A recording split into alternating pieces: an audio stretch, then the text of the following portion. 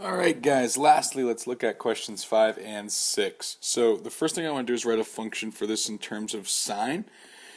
So again, going back to writing functions, we want to find the midline. The maximum value is 7, the minimum value is -1, so our midline is going to be positive 3, the average of those two.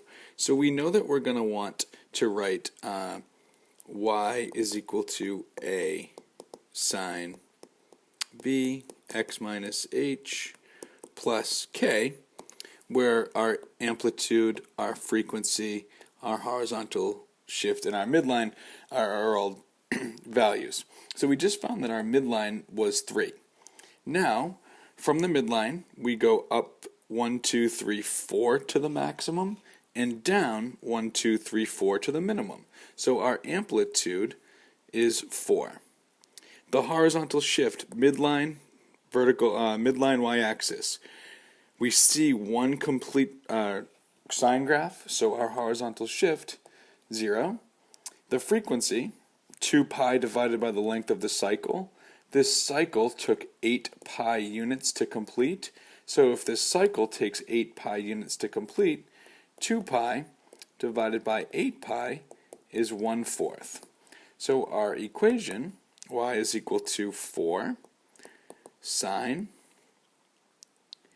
1/4 x plus 3.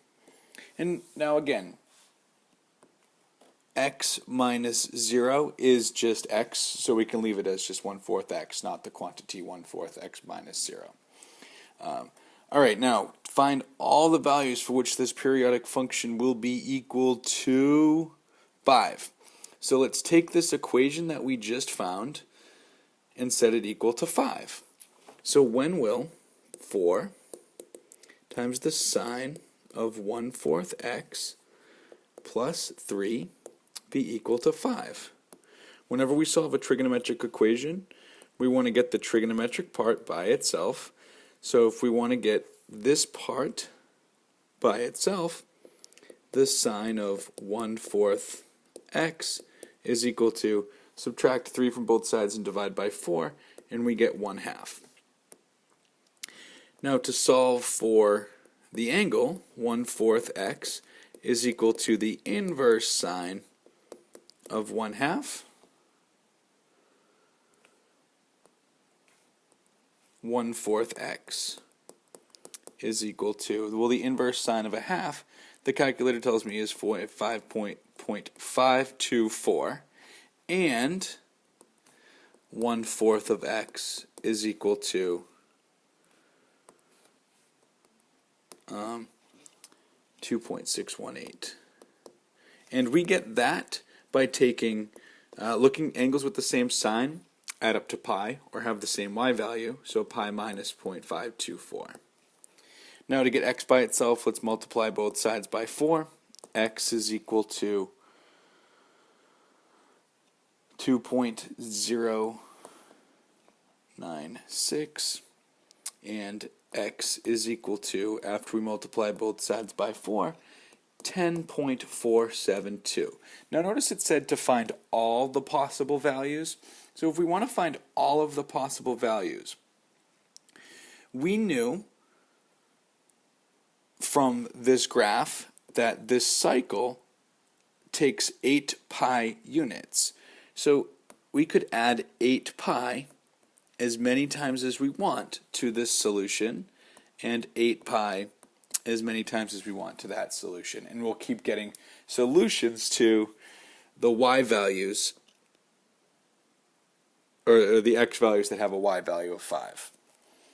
Okay, so there's 5. Let's talk about 6, and then I think we should be all set. So write a formula in terms of cosine. So similar to what we just did, we want to write now a formula in terms of cosine.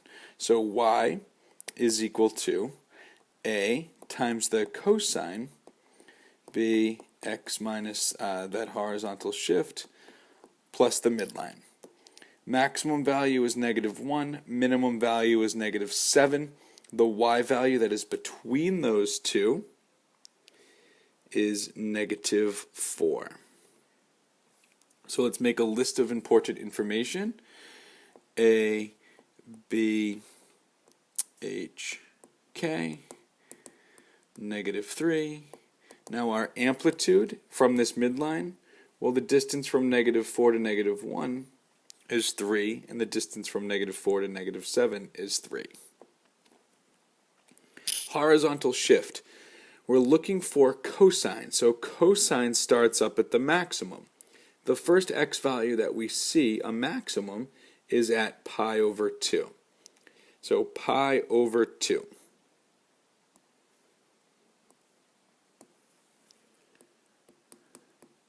And now that we see that maximum, we can see the distance between, the horizontal distance between the maximums is 1 pi over 2, 2 pi over 2, or 1 pi units. So the frequency is 2 pi divided by pi, which is 2. So we have our equation. Y is equal to 3 times the cosine of 2 x minus pi over 2 minus 3. And we now want to find all of the x values for which these y values are -5 or -5. So we're going to set our equation that we just found. It was unfortunate. So we're going to set this equation equal to -5. So 3 times the cosine of 2x minus pi over 2 minus 3 is equal to -5.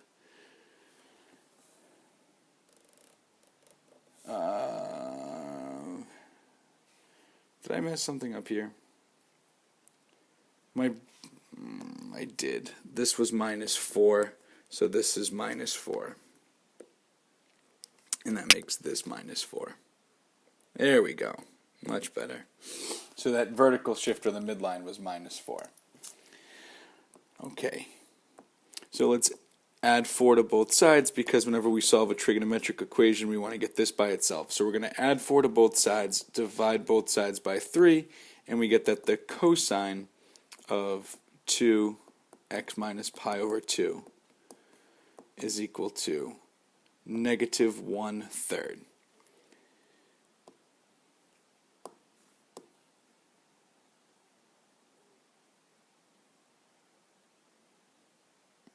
Struggling at the end here. To get this part by itself, now we take the inverse cosine of both sides. 2 times x minus pi over 2 is equal to the inverse cosine of -1/3, and that gives us 2 times x minus pi over 2 is equal to 1.911, and 2 times x minus pi over 2 is equal to 4.372. Now the order of operations says to divide both sides by 2. X minus pi over 2 is equal to 0.955, and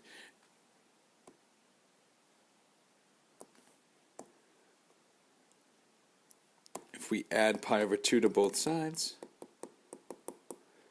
x is equal to 2.526.